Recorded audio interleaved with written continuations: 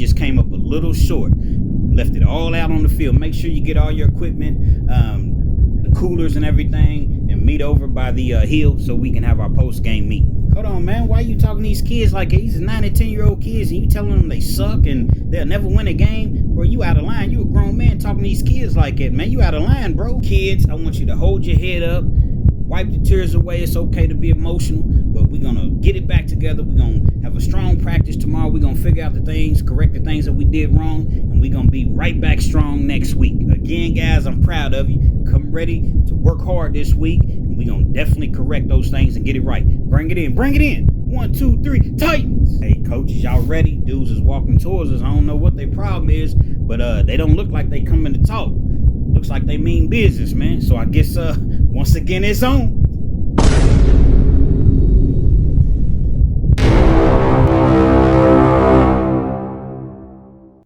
Yo, once again it's on. Back at you one more again, Real Kens TV in the house like motherfucking kitchen sinks.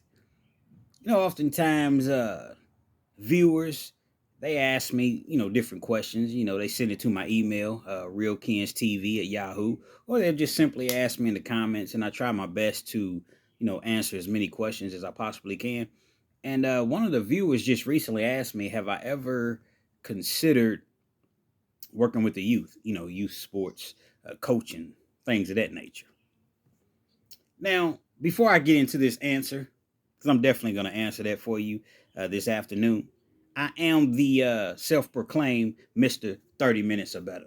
Meaning that anytime I bring you a story, a video, it's guaranteed to be at least 30 minutes or better. So if you're on your way to work, you're at work, you're not really feeling like being there, you're dragging, your boss is getting on your nerves, it's just not that day for you, that particular day.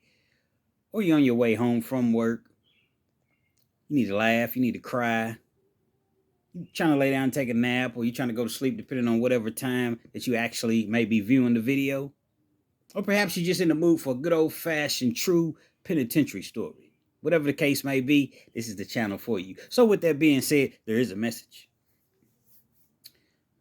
I would say this is 2024, so I'm going to go maybe around 2006.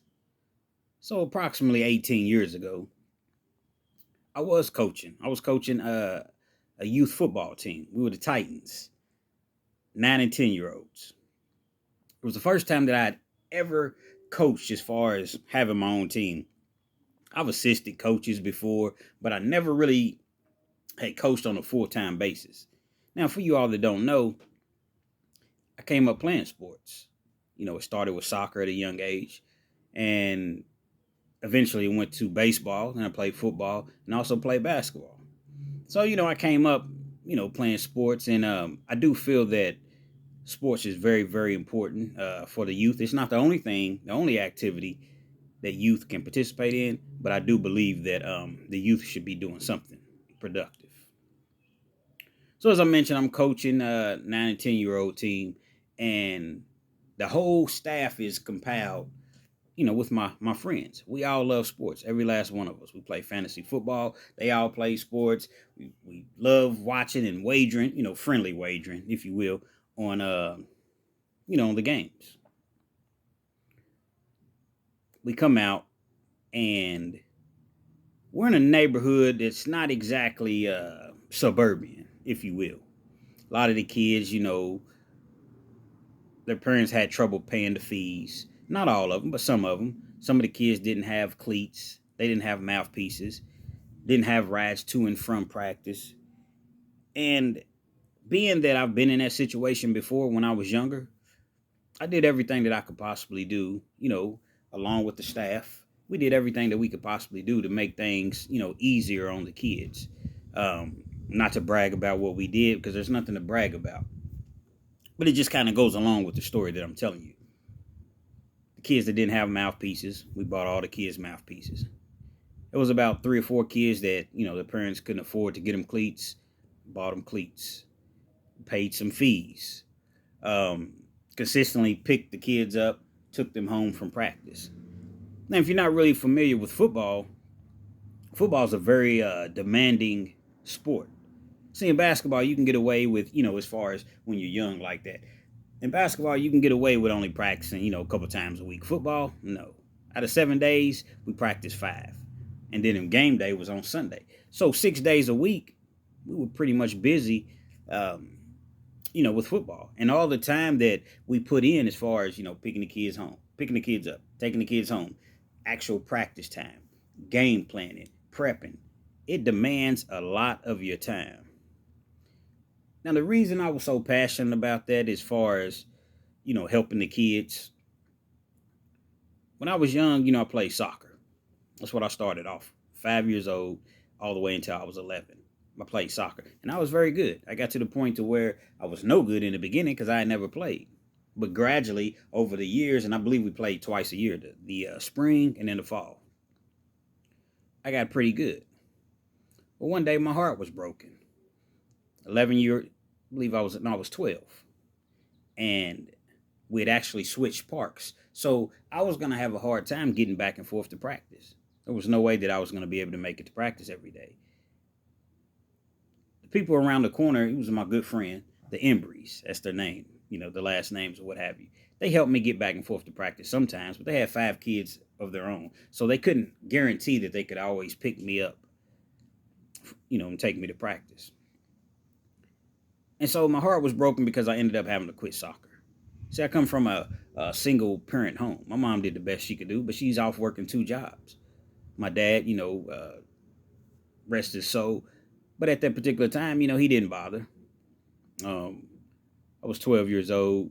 I was 12 years old, once I realized that I was not going to be able to play anymore. So my dad, he never really bothered. Once my mother divorced him, I guess he kind of just blamed her, and he had to pay child support, and he kind of took it out on me. Now we later, had a talk. We had a very serious talk before he passed away, years before he passed away, and it's kind of water under the bridge.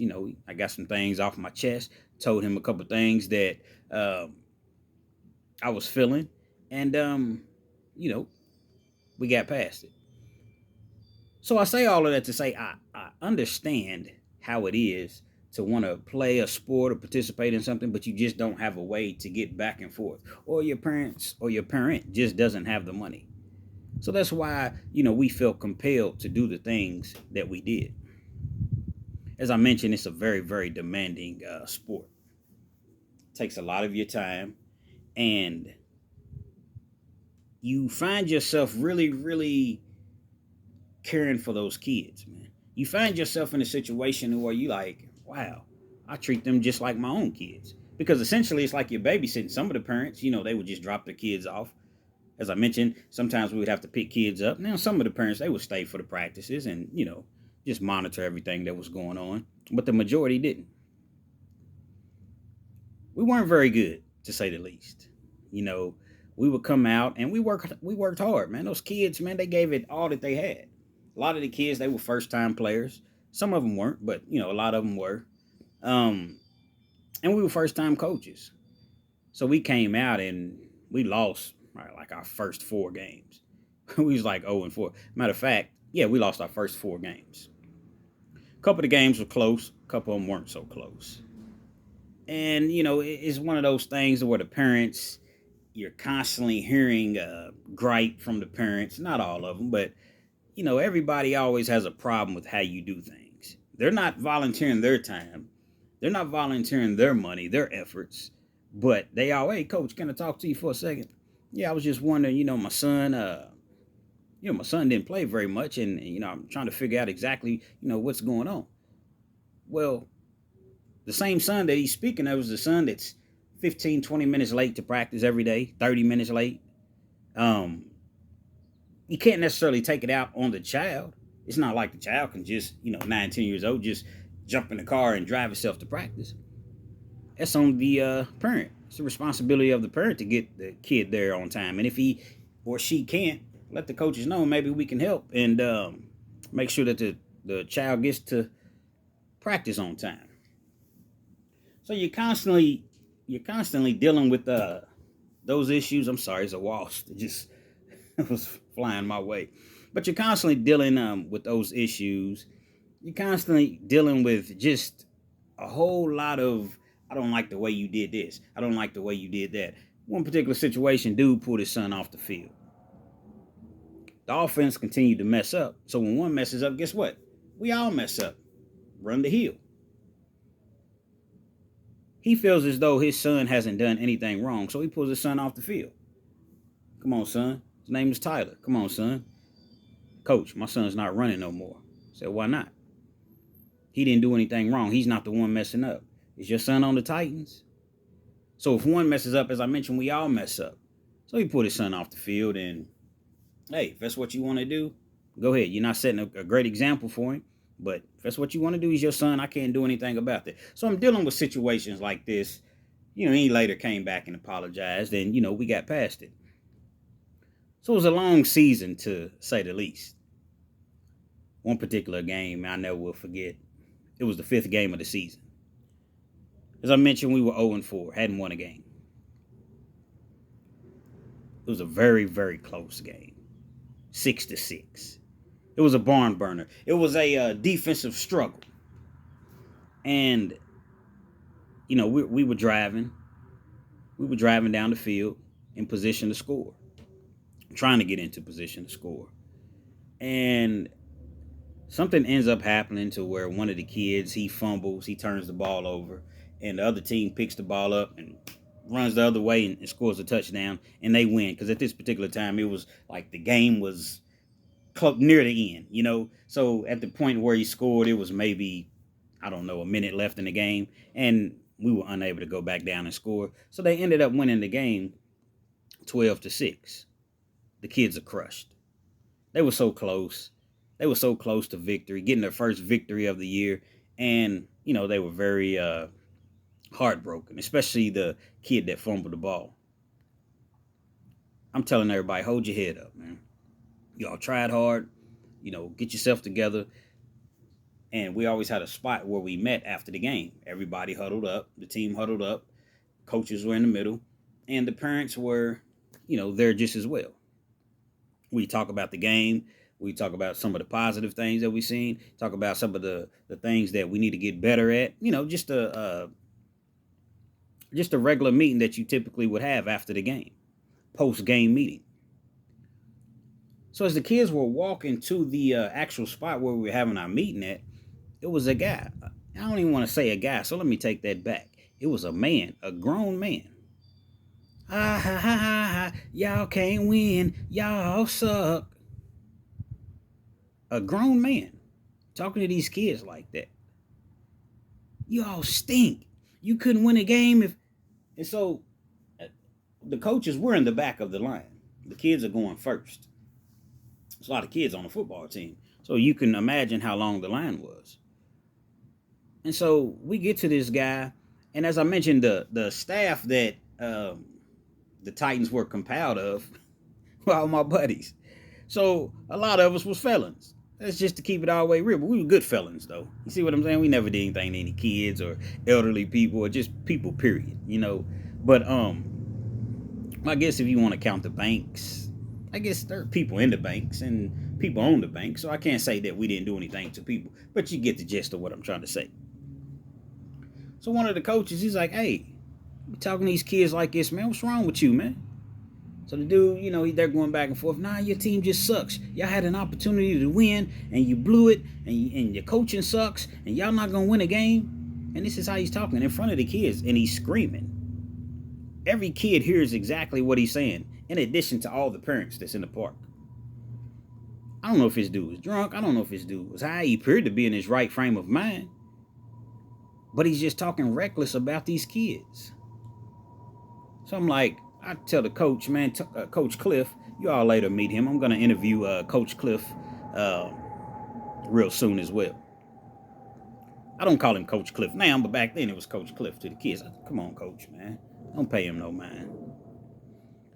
And so we ended up, we left the situation, went over to our team, and we're talking to the team. We're letting them know, hey, guys, you played your heart out, man. Don't pay attention to this guy, man. It's just... something's wrong with him. Don't pay him no mind.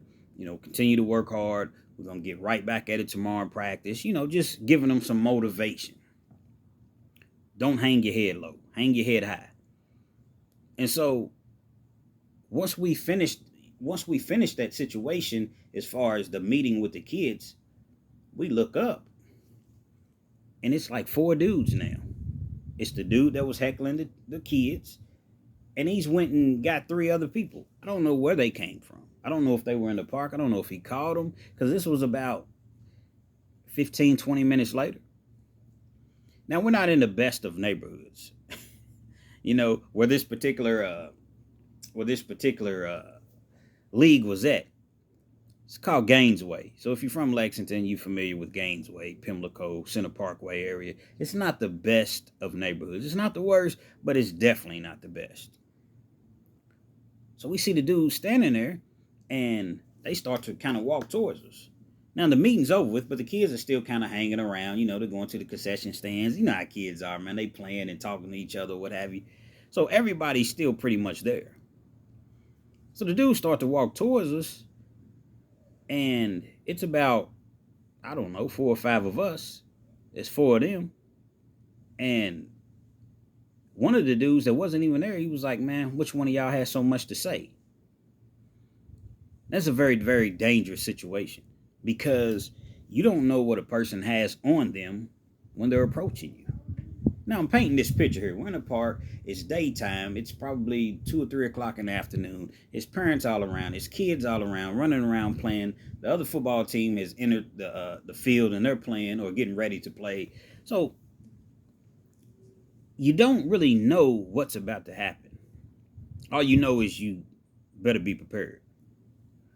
So the dudes, which one of y'all has so much to say? Oh, bruh, just calm down, man. You know what I'm saying? It wasn't even that big of a deal. Dude was heckling these kids. They just lost the game. They're 9 and 10-year-olds. So we, after so much, we told them, hey, that's not the right thing to be doing.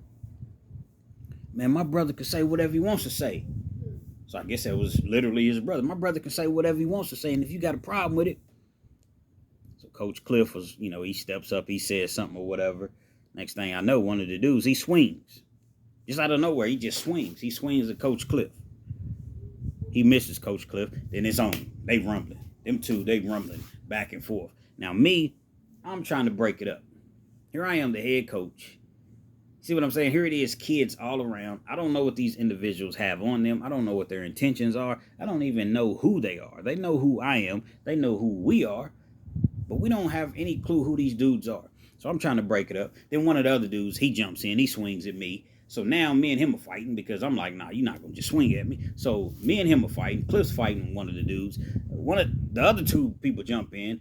The other coaching staff, they jump in. And it's just one big rumble. Now, the thing about it is this.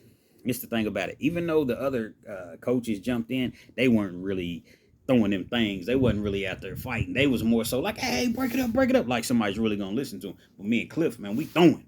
And like I said, man, we're going to talk about this. We might do a live or something like that together at some point. But we throwing, man. Cliff was like me at the time. He was heavily into the gym. Now, I didn't exactly come up in the suburbs, you see. So I came up having to fight. You got to know how to use these. So in addition to me being in a weight pile as much as I had been at that particular time, I was fairly strong. I'm put 225 on the flat bench, man. I'm hitting it 20 times. And that's not for sets now. Let's not get it misconstrued. I couldn't do it for sets. But for one set, I could hit 225 20 times. I was maxing out at about 350. So I was relatively strong. And so I was giving 2 of them dudes all that they can handle. Pause. Matter of fact, double, triple pause. They really couldn't do anything with me. Cliff was handling his own. And like I said, the other coaches, man, they was trying to break us up. So we fighting or whatever. We basically just busted them up. Me and Cliff by ourselves. Security ended up coming. It's always a security officer in the park. Security ends up coming. They break everything up, all the commotion or what have you. Nobody ended up going to jail. It was a cool security officer or whatever. So, nobody wanted to go downtown and file no charges or anything like that. So that situation was over with. The problem that I really had with that is the kids, man. The kids seen that, and it was just like, they looked at us as like heroes. When that was something that was actually a negative. We were fighting, exemplifying violence in front of a bunch of 9 and 10-year-old kids, not to mention their little brothers and sisters that were there, watching the games. And it just didn't sit well with me. Although we didn't start it, although they were the ones that initiated as far as the physical aspect of it. They swung on us first.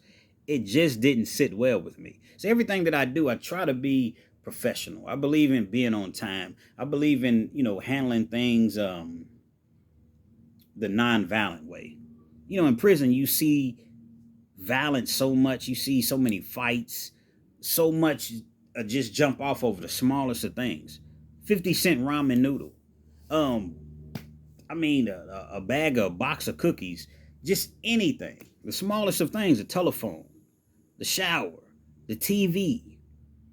And so when you find yourself out here in the world, in the free world, you don't really want to live that life that you witness so much of while you were in prison. Because this is not prison. Out here, it's okay to let things go. You can let something go. But in prison, it's just a totally different environment. So you can't afford to let anything to go, because if you do, guess what? The next person's going to try you. Or that same individual is going to try you over and over and over again until you're forced to handle your business. And at some point, it could be too late. So that's the way that I was really, really looking at that situation. And it was just like, man, so I apologize to the parents. I apologize to the kids. I let them know, hey, kids, this is not the way to go. If you have a difference with somebody, try to settle it out, talk it out. Definitely never, ever resort to violence. But Coach Kens, I understand you seen Coach Kens putting in work. Slammed a couple of them, tossed a couple of them around. You know what I'm saying? I, gave him a couple of these, at Banky Pound action. Shout out to Banky Pound. But as I mentioned, it just wasn't something that I was proud of. The following week, it was a bye week. We didn't have a game that week. We were at the park. We would go to the park and watch games sometimes, and a couple of referees, they had ended up getting sick and they didn't show up. Well, Cliff and I, we had refed before. So it was like, we'll fill in, because we didn't want the kids, they would have been disappointed had it not been a referee to come out there and ref, so they wouldn't have been able to play. Now, this is at a totally different location. This is actually, now that I think about it, this was at Henry Clay High School. That's what it's called, Henry Clay. And it was like a tournament or something like that. So we were actually, in the stands to watch, and we ended up being a referee. We knew the guy that was over the whole ordeal, if you will. So we're out there and we're refereeing, and a guy makes a terrible call. One of the refs, he makes an awful call. I'm talking about, the play was clear on the other side of the field. I'm on the right hash mark. This is way on the left hash mark, which is basically the other side of the field, as I mentioned. The kid was running, and he was clearly down. I mean, clear as day. I could see it. It was clearly down. When he hits the ground, he fumbles the ball. When he fumbles the ball, the other team jumps on top of the ball. So the crowd is going crazy. The crowd is going absolutely bonkers. It's at a high school stadium, so you got to imagine how many people were there. Now, it's not like it was a, NFL game, Ohio State and Michigan or something like that. But it was several people in the crowd. They're cussing the referees out. They cussing us out, talking bad to us.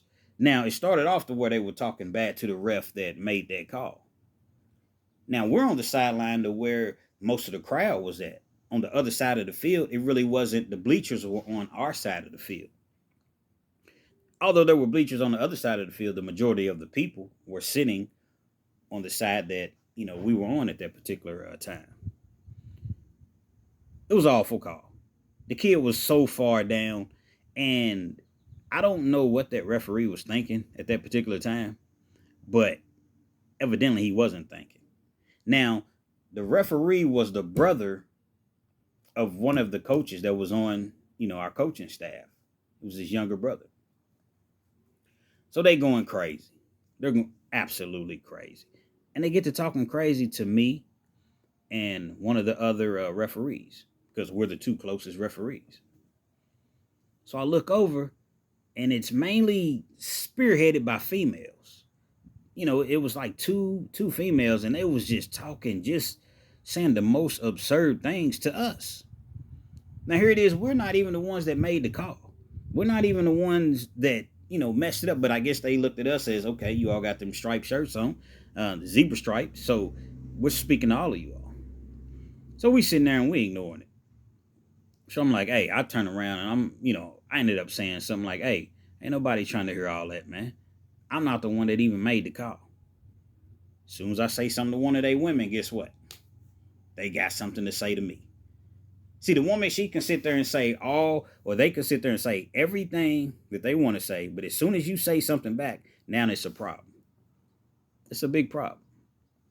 So I say something back. Then one of the dudes, he said something to me. So we kind of going back and forth. So one of the dudes was like, man, I'm not with this talking. He starts to walk onto the field. As he's walking onto the field, I'm just kind of standing there. I'm like, shoot, it's whatever. It's whatever with me. So he's walking towards the field. One of the other referees, his name is Ja. He comes over. Come on, man, y'all chill out, man. These kids are here, man. It was a bad call. We understand it. Nah, man, y'all cheating, man. We know y'all coach over at Gainesway, man. Y'all cheating. What does this have to do with anything? We don't have a dog in this fight. Oh, come on, man. The kids, don't cheat the kids, man. Y'all cheating the kids. The crowd, they yelling back and forth, whatever. So the dude he's not up on me. Like, he's not close to where he's in swinging range or anything like that. I'm ready. You know what I'm saying? Like, I'm ready. It's whatever. Matter of fact, I have my phone book. You know how in the movies you got the phone book taped around your around your waist and around your stomach. Yeah, I'm ready. I'm ready for anything that is gonna pop off, man. If it pops off on the yard, man. Somebody tries to shank me, man. I got the phone book. That's my shield. I'm ready. That's how I used to go to the games, man. Obviously, I'm just joking. I would never do anything like that. But I guess that's only in the movies. And so the dude, he gets to talking to Ja, and they going back and forth. So Ja's a very, very laid back dude, man. Ja, he don't bother nobody. He's kind of quiet, but he will let them hands go if he has to. And once he lets them go, once he let them fly, he can't call them back. And not too many people wanted to see Ja like that. Ja wasn't a big dude. I would say Ja was probably at this particular time maybe 190, 185, 190. Real cut up dude. Just had great genes. Like coming up, he was a year behind me. Coming up, he was just bigger than all the other kids. Dark skinned dude, wore a short fade.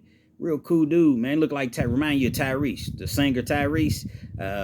If I decide to edit this video, I have Tyrese's picture pop up on the screen. And if not, you can Google Tyrese if you happen to not know who Tyrese is. And like I said, he wasn't a real big dude, but 5'11", every bit of 5'11". And so, he's telling him, hey, man, just chill out, man. So the dude, he's just running in his mouth. Ja was like, I said chill out, man. So the dude was like, what you gonna do? And rushes Ja. Bam! I'm talking about just hits him with a left so fast. Bam! Bam, bam, bam. Like Ja just took off on him. I know he connected a good 5 times on him. Every punch that he threw, he made it count. It wasn't no windmilling and swinging wild. Now it was calculated. Bam! Bam! Bam! Bam! Bam! So he didn't hit him with an uppercut. But he hit him a good 5 times. So now the people, man, they coming over. They breaking up the fight. Now this is the second fight.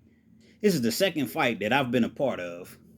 Ja wasn't part of the coaching staff. He would come in sometimes and coach, but he wasn't there the previous week when we had fought them hooligans, if you will, over at Gainesway. So I'm trying to break them up. Other dudes is coming over there. I don't know what's getting ready to jump off. One of the dudes, he swings at me because his partner's, was fighting Ja. He swings at me. So now him and I get to going. Second week in a row, after the speech that I gave to the kids, I told them to avoid violence, to walk away, to talk it out. And here it is, once again, 2 weeks in a row, I'm at it. Only this time it's much more people in the park. Again, we're at a high school stadium. So we fighting, men to do, we fighting or whatever. It's actual police there, though.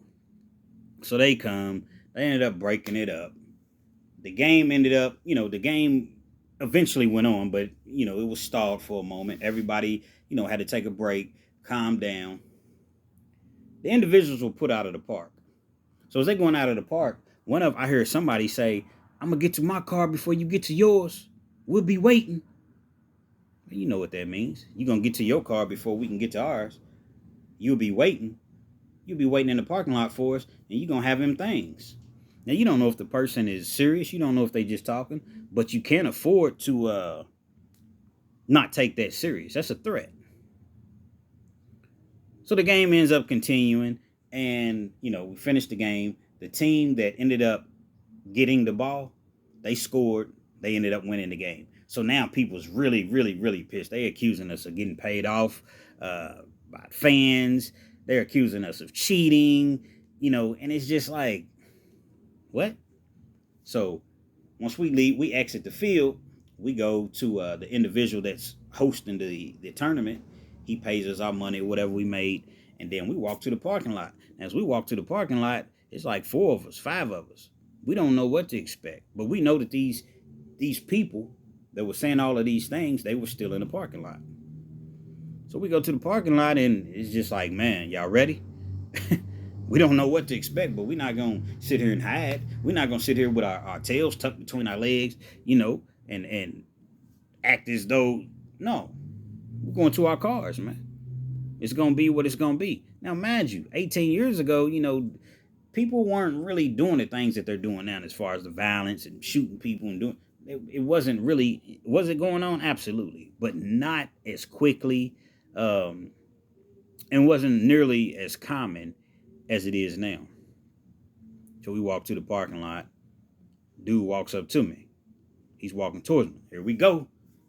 It's gonna go down again. Here we go. Dude was like, nah, hold on, man. I ain't even come for that. He's like, man, I just want to apologize, man.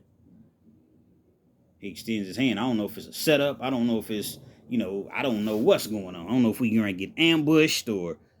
He's like, I just want to apologize, man. It wasn't your fault. It wasn't bruh's fault, man. But we do have a problem with dude that made that call, man. These kids lost, and they hadn't lost like in a long time. And, we shook hands, man. We shook hands, and come to find out, when we asked the dude, the referee, and his name is G, when we asked G, like, what was you thinking about? He was like, man, I wanted to say he was down. He said, but when I went to make the call, it came out wrong. It didn't come, when I went to say what I wanted to say, that he was down, it wasn't a fumble. It came out the wrong way. And he said, once I made the call, I couldn't say, oh man, I messed up. I mean, he wasn't down. You see what I'm saying? Or he was down, rather. I had already called fumble, pointed in the direction of the other team that they had the ball. So I couldn't go back. He was like, but he was down. He said, I just made a bad call. I made a bad call. I'm like, man, you almost got us killed over there, man. You know what I'm saying? You almost got us. We was the ones that had to deal with the heckling crowd and the women yelling and cussing and fussing. And there's so many dudes in prison right now because of certain women. Not all women. But the reason I say that is a lot of times the dude will be chill. He's calm. He's not really stressing the situation. But then here comes along, the woman comes along and she's yelling and she's screaming and she's cussing and she's amping the dude up. So then next thing you know, he's amped up. He ends up doing something ignorant. He goes to prison and she's off with the next dude. Again, not all women, but I've seen that situation. I've heard of that situation happening so many times. And so, the guy, he shook my hand. Couple dudes, they were still there. They really wasn't saying too much. I didn't know if it was going to stop there, if it was going to end there. Would something happen later on? I see him out at the club or we just out and about. I didn't know if that situation was deaded. I didn't know. I shook his hand, Jai, everybody. And we just got in our cars and we left. Went our separate ways. So these situations that have occurred, and there's many more. As I mentioned, I've refereed games. I've umpired so many baseball games and have to deal with heckling parents and it's just awful. And I see why and I stress, some of the kids act the way that they act because look at the way that some of the parents act. To be honest, some of the parents act way worse than the kids, man. The sore losers.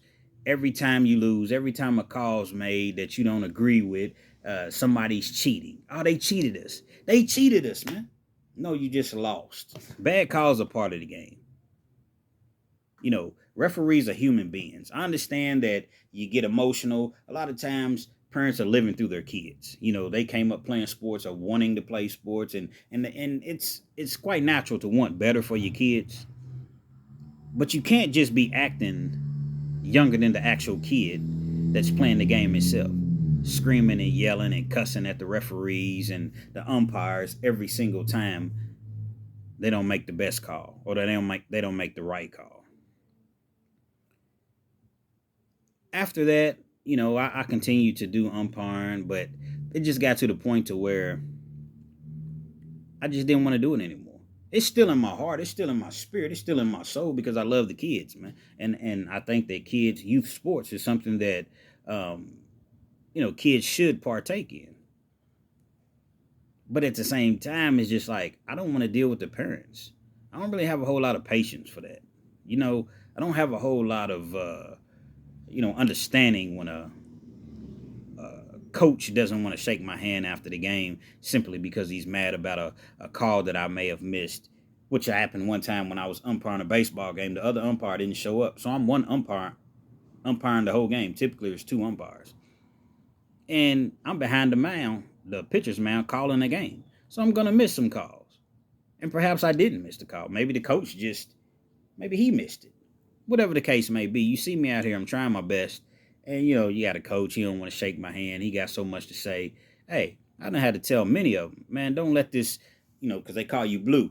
What's up, Blue? Bad call, Blue. Get your ass fixed, Blue. Get it together, Blue. Hold on, man. Hold on. Stop this game right now. Hold on, man.